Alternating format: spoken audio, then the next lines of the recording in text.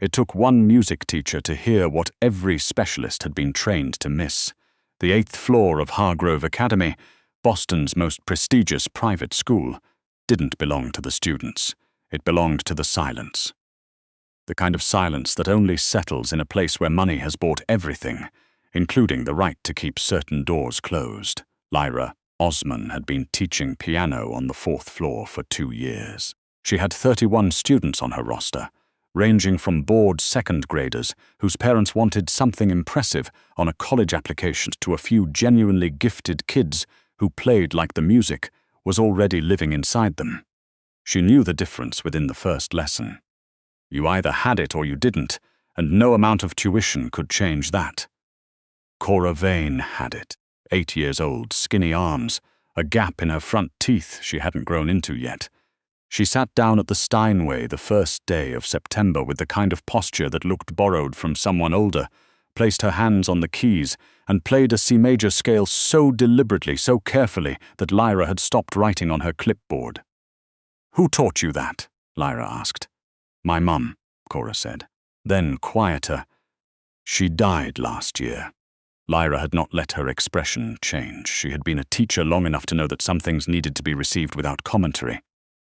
She just nodded and said, "Play it again." By October, Cora was working through pieces a student 3 years older would have struggled with. By November, she was composing. Small things, just fragments, really. But they had structure. They had feeling. The kind of feeling that could not be taught. By December, something changed. It wasn't dramatic. It wasn't the kind of thing that would have shown up in a report or a grade. Lyra noticed it the way you notice a clock that started running slightly slow. Not enough to alarm you at first, just enough to make you glance at it twice. Cora began making mistakes she hadn't made in September. Simple fingering errors. Wrong counts. She'd stop mid-measure and look at her hands like she was confused about what they were supposed to be doing. The light in her eyes when she sat at the piano, that particular focus Lyra had come to recognize, had dimmed. Not gone, just dimmed. Lyra mentioned it to the head of student affairs, a cheerful woman named Donna Pratt who managed concerns the way hotels manage complaints, with a great deal of nodding and very little resolution. Donna said Cora had been seen by the school's consulting child psychologist, Dr. Bergman, who noted some social withdrawal consistent with ongoing grief. The mother had died 14 months ago. These things took time. There was no academic flag on the file. Lyra went back to her studio and sat with that answer for a week. It didn't fit. Grief she understood. She had watched other students carry it. Grief made them distracted, tearful, sometimes volatile. Grief made them play too loud or refuse to play at all. What Cora had was different. It wasn't emotional. It was almost mechanical. Like something in the processing of her had quietly stepped offline. She began paying closer attention. Cora's lunch, she noticed, came from the school cafeteria now. It used to come in a monogrammed bag, navy with gold trim, the kind of thing that cost more than Lyra's first car, that had stopped in November. She also noticed that Cora had begun arriving at lessons slightly disheveled. Not messy, just less curated. The tight braids her father apparently insisted on had become a looser arrangement. Once there was a smear of something on her collar that she'd made a small, embarrassed attempt to hide. Lyra was not the kind of person who speculated. She was the kind of person who collected information until a pattern emerged, and then she trusted the pattern. In January, she requested a parent meeting. The response came from an assistant. Lyra Vane's schedule was committed through the end of the month. If the matter was urgent, it could be escalated to the school director. Lyra wrote back and said it was not urgent. She simply wanted to discuss Cora's musical progress, and she would wait for whatever time Mr. Vane could make available. She waited 3 weeks. When Lyra Vane finally appeared in the doorway of her 4th-floor studio, he was not what she had expected. She knew the name, of course. Everyone in Boston knew the name. The Vane family had been in the city since before the Revolution, which was the kind of thing old Boston money mentioned as casually as a street address. They owned things, a shipping company, a property portfolio, 3 blocks of Beacon Hill, The particular kind of influence that didn't require press releases because it had never stopped being taken for granted. She had expected a man shaped by all of that, distant in the particular way of inherited wealth, polished but fundamentally unavailable, the way a museum piece was unavailable, something to look at, not to reach. Instead, she got a man who looked tired. He was tall, dark-haired, the kind of handsome that was currently fighting a losing battle with the lines around his eyes. He wore a charcoal suit that probably cost more than 3 months of her salary, and he held it like it weighed something. He looked at the room like he was trying to remember where he was and why he'd agreed to come. "Mr. Vane," Lyra said, standing. "Thank you for making the time, Miss Osman."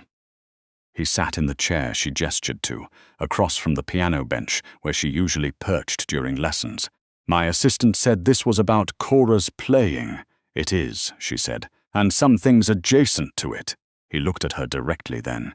His eyes were the same grey-green as Cora's, and something in that detail made her chest tighten, unexpectedly. "She's been declining since November," Lyra said. She kept her voice even. She had rehearsed this. Not dramatically, not in a way that shows up as a grade, but I've been teaching long enough to know the difference between a student who's having a hard few weeks and a student whose baseline has shifted. Cora's baseline has shifted. He said nothing. His expression was attentive in a controlled way that told her he was accustomed to receiving information without reacting to it. "She's seen Dr. Bergman," she continued. "I know. And I'm not disputing his assessment that grief is a factor. She paused, chose her next words carefully. "I think there's something else. I don't know what, I'm not qualified to say, but she's losing something I don't think is grief-related. The music is still in there, she still finds it, but there's interference. Something is getting in the way." Nikolai Vane looked at the piano for a long moment. When he looked back at her, something had shifted in his face. Not softened, exactly. Unsettled. "She told me last week she didn't want to come to lessons anymore," he said. "She's never said that." Lyra nodded. "I know, she loves that piano. I know." The silence held between them like something fragile. Lyra had not expected to feel sorry for him. She had come into this meeting prepared to be professional and firm and somewhat unmoved by whatever charisma a man like this would project.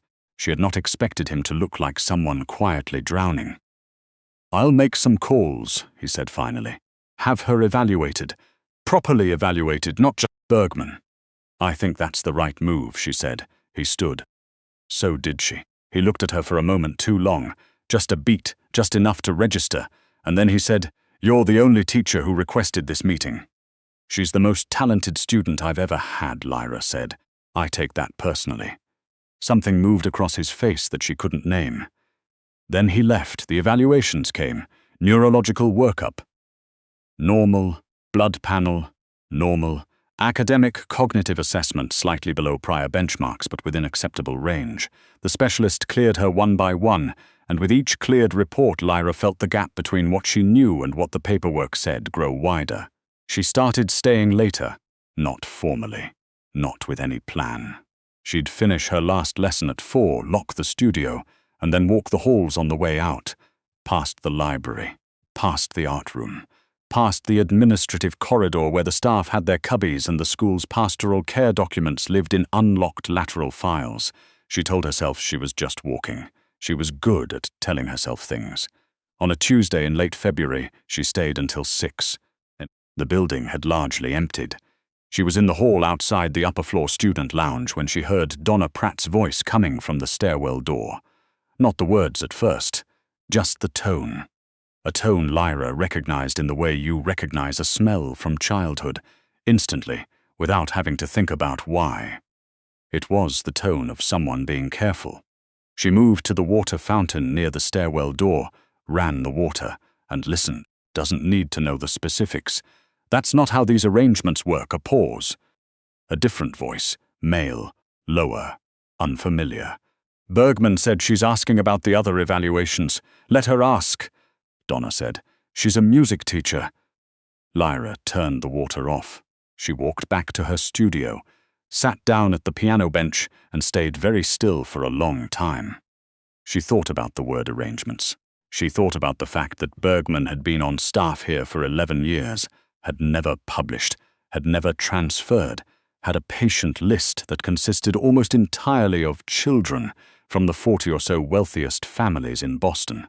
She thought about the fact that Cora's decline had begun approximately 6 weeks after a man named Harrison Vane, Nikolai's younger brother, recently returned from Europe, had joined the board of directors of Hargrove Academy.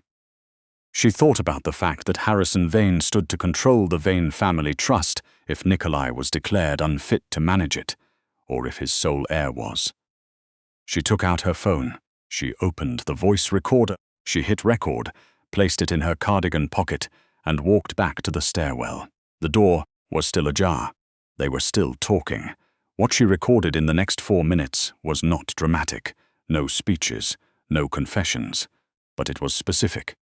It was the name of a pharmacy, a prescription written not to Cora but to an adult male patient whose name meant nothing to Lyra, but whose prescribing number, she would later learn, belonged to Bergman. It was a compound, a sedative variant, low dose, colorless, dissolvable. It was the phrase the cafeteria account is set to autopay through April. It was Donna Pratt saying, in a voice so flat it was almost bored, "She just needs to stay foggy until the board vote." Lyra's hand was completely steady in her pocket. When the voices stopped and the stairwell door swung open, she was 20 feet away, standing at the art room window, looking out at the parking lot like she was waiting for a cab. She heard Donna's footsteps slow behind her. "Miss Osman, you're here late." "Lesson ran long," Lyra said without turning around. "One of my students is trying to learn Chopin." A pause. "Of course." The footsteps resumed and faded. Lyra waited until she heard the elevator open and close. Then she walked to the bathroom at the end of the hall, locked the door, and sat on the floor against the wall for approximately 90 seconds. Her heart was going very fast. The rest of her was completely still. She thought, "I need to be smarter than they think I am," she thought. "They think I'm just a music teacher." She had 17 minutes before the building locked for the night. She used 12 of them. She knew where the pastoral care files were. She had seen Donna pull from them twice during a staff meeting about student wellness protocols. The lateral file was organized by year and then by student name. Cora Vane's folder was thin, thinner than it should have been for a student with documented parental bereavement. 3 pages. The most recent note was dated November 14th, written by Bergman, and it contained a phrase that would not have raised a flag to anyone who wasn't looking for it. Nutritional supplementation recommended pending appetite assessment. Nutritional supplementation. Lyra photographed every page. She put the file back exactly as she found it. She walked back to the studio, picked up her bag, her coat, her keys. She played 4 bars of the piece Cora had been struggling with, just to steady her hands. Then she walked out of the building. In her car she sat for a moment. She thought about who to call. Not the school director. The school director had been in the same board meeting where Harrison Vane was welcomed. Not the police, not yet. She had recordings and photos and a theory, and none of it constituted what a detective would call a confirmed anything. She needed someone who had both the motivation and the resources to act fast and to ask questions later. She called Nikolai Vane's direct line, not his assistant. The number he'd handed her at the end of the parent meeting, written on a card so plain it might have been anonymous except for the handwriting, the deliberate, slightly crowded handwriting of someone who'd been taught to write formally and had never quite relaxed into it. He picked up on the second ring. "Mr. Vane," she said. "This is Lyra Osman. I need to see you tonight. Not tomorrow. Not this week. Tonight, I have something you need to hear." There was a silence of maybe 3 seconds. "Where are you?" he said. He met her in the parking garage of a hotel 3 blocks from the school. Lyra had chosen it deliberately. Public enough to be safe, private enough for the conversation. She stood beside her car. He arrived in something dark and nondescript, which surprised her and then stopped surprising her. She played him the recording on her phone, the volume up. She watched his face as he listened. She had expected the controlled reaction she'd seen in the parent meeting, the careful management of expression. Instead, she watched something else happen. The control didn't break, it crystallized. He went very, very still, and the stillness was the kind that preceded an enormous amount of motion. When it ended, he said, "Bergman and Donna Pratt, and whoever is filling the prescription. The pharmacy name is in there. I can look up the compound if you give me." "I have people for that," he said quietly. She believed him. "Your brother," she said. It wasn't a question. His jaw tightened, just once. "Harrison has wanted the trust settled for a long time." He paused. "I didn't think he'd go this far." "He didn't need Cora sick," Lyra said. "He just needed her impaired enough that you'd be distracted. Or that she'd fall behind enough to suggest instability in the household. Either way, it stalled the trust review." He looked at her. "You figured all of that out." "I teach music," she said. "I have a lot of time to think while my students practice scales." Something happened in his expression that she wasn't fully prepared for. It was brief, and he got control of it quickly, but it was real. Something that looked, in that fluorescent parking garage light, almost like relief, the relief of someone who had been doing something alone for a very long time and suddenly wasn't. "What do you need from me?" he said. "I need you to get Cora out of the school's cafeteria system immediately. Home-prepared food only, starting tomorrow. And I need you to get her blood work done by a doctor who has no relationship with Bergman, specifically looking for traces of a compound used as a dissociative, low-dose sedative. I can do that tonight." "Tonight is good," she said. He took out his phone. She watched him make 2 calls. 3 minutes, total. She thought about the fact that most people would have needed a week and a series of appointments and a lawyer. She thought about what it meant to be the kind of person who could solve certain problems in 3 minutes. When he put the phone away, he said, "Where did you get the files from Bergman's office?" "The pastoral care cabinet in the administrative corridor," she said.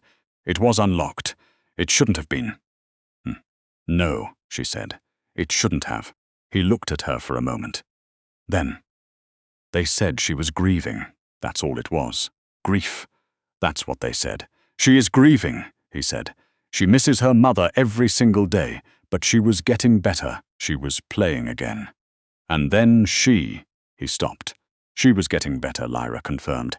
"What I saw in September and October was a child using music to heal.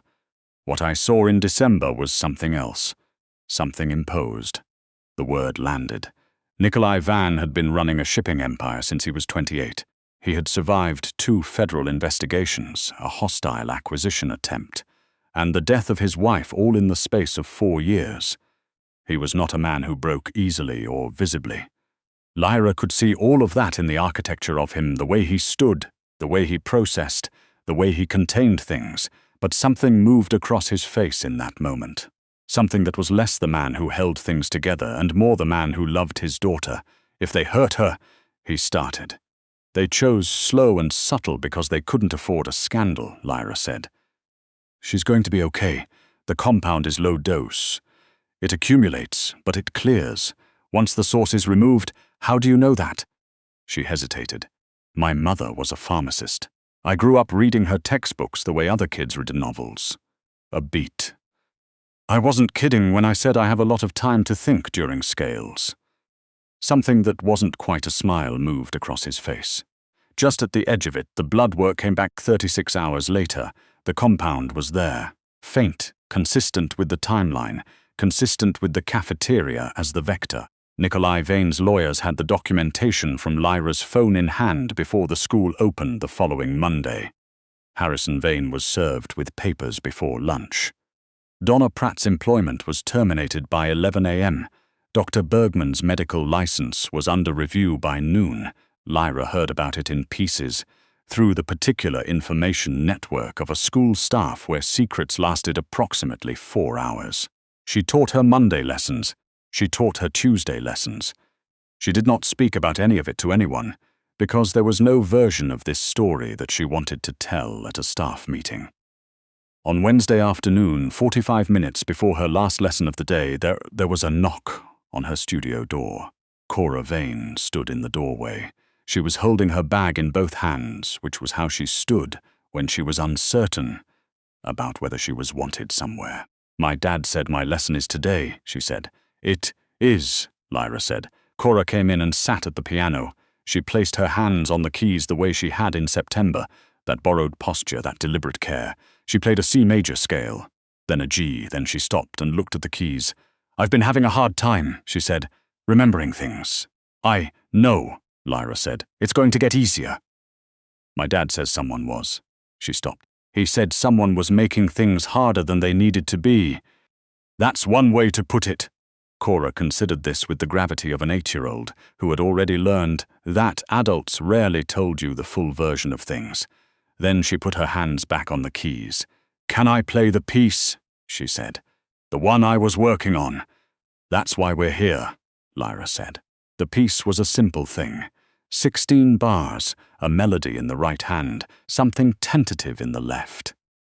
Cora had written it herself, over 3 weeks in October, and Lyra had watched it develop the way you watched something grow, with the particular attention of someone who understood what they were seeing. Cora played it now, slowly, with some hesitations. The fingering that had been going wrong for 2 months was still not right, but the feeling was there.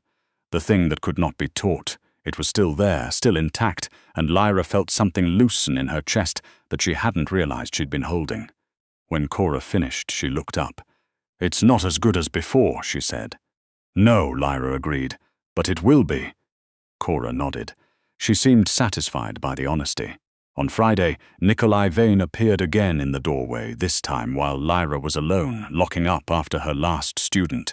He was less formally put together than the first 2 times she'd seen him, which on him looked like a slight loosening of something. Jacket over one arm, collar open at the top. "She told me the lesson went well," he said. "It did," Lyra said. "She played me the piece at home, on the upright we have in the study."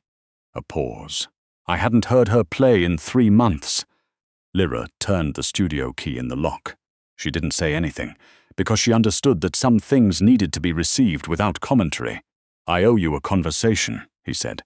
"A real one, about what you did. And—" he stopped. "About what I'd like to do about it, if you're open to discussing that." She looked at him. He looked at her. The fluorescent hallway light was slightly less flattering than the parking garage, and she found that she didn't care. "I'm open," she said. There was a coffee shop 2 blocks away where the espresso was acceptable and the corner booth was private enough. They sat there for 2 hours.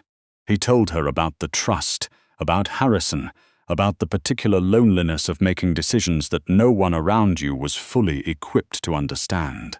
He asked about the pharmacology textbooks, about the mother who'd kept them, about what it was like to grow up in a house that smelled like medicine and music.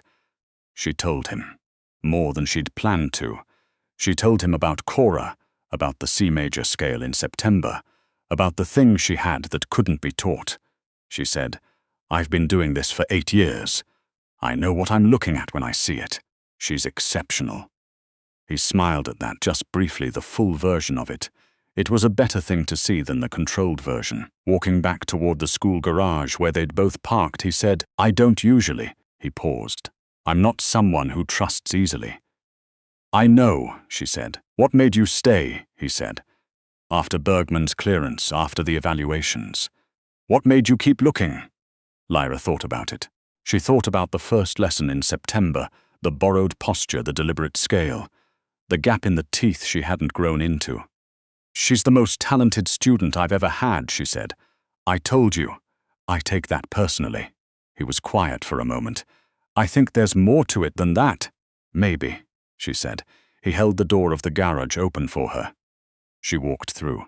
The city was doing what January turned February Boston did, refusing to commit, gray around the edges, promising spring and then pulling it back. She didn't mind it. She had always liked the cities that didn't try too hard.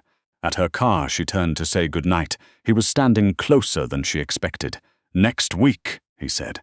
"If you're willing, there's something I'd like to show you, in the study. The one with the upright piano." A pause. "I think Cora wants someone who understands to hear what she's been working on." Lyra looked at him. He was asking something that was ostensibly about his daughter, and also not only about his daughter, and they both understood that, and neither of them said it. "Next week," she said. "Sure." She got in her car. She drove 3 blocks before she allowed herself to exhale. On the seat beside her, her phone lit up with a text. Unknown number, which then identified itself in the message as his direct line. The same one he'd handed her on a card, now transferred to text. She calls the piece the Rain One. In case you wanted to know. Lyra stopped at the red light. She read it twice. She thought about a small girl in a too big cardigan sitting down at a Steinway in September, with borrowed posture and a gap in her teeth and music already living inside her, playing her dead mother's scales like a prayer. She thought about the fact that sometimes the most important thing you could do was simply pay attention long enough to notice what was being missed.